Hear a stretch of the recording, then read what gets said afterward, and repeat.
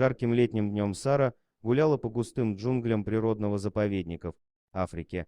Она была фотографом и искала идеальный снимок редкого клана горилл, обитавшего в этой местности. Сара была взволнована, но в то же время и немного нервничала, потому что знала, что этот район опасен, а гориллы могут вести себя непредсказуемо, если почувствуют угрозу. Достигнув поляны, он обнаружил группу горилл, мирно играющих друг с другом. Он осторожно подполз поближе, чтобы лучше рассмотреть, но внезапно он споткнулся о корень и упал на землю, ударившись головой о камень. Боль была невыносимой, и все вокруг почернело.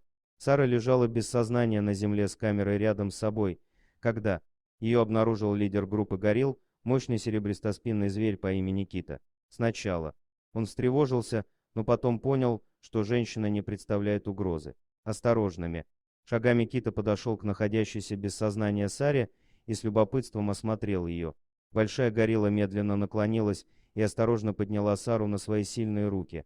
Он поднял ее, как раненого ребенка, и отнес в тенистое место под большим деревом, где она осторожно уложила ее. Кита почувствовал, что что-то не так, и начал издавать тихие звуки, сигнализирующие другим гориллам держаться подальше.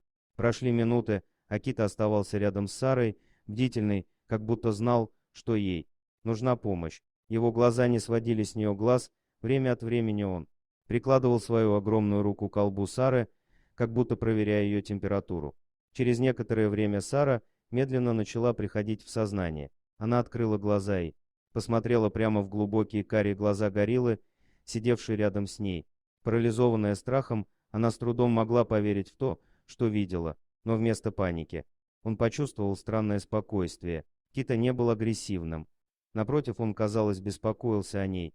Когда Сара осторожно встала, Кита немного попятился, но продолжал держать ее под пристальным взглядом. Она почувствовала глубокую благодарность к этому могущественному животному, которое, очевидно, защитило ее от дальнейшей опасности. Он медленно встал, все еще на трясущихся ногах, и снова взял камеру. Прежде чем уйти, она еще раз взглянула на Кита, который смотрел на нее мягким взглядом. В этот момент Сара поняла, что поделилась уникальным опытом с существом, которое проявило гораздо больше сострадания и понимания, чем она когда-либо могла себе представить. Со слезами на глазах она повернулась и пошла обратно, за помощью. Но она никогда не забудет, что сделала для нее эта горилла.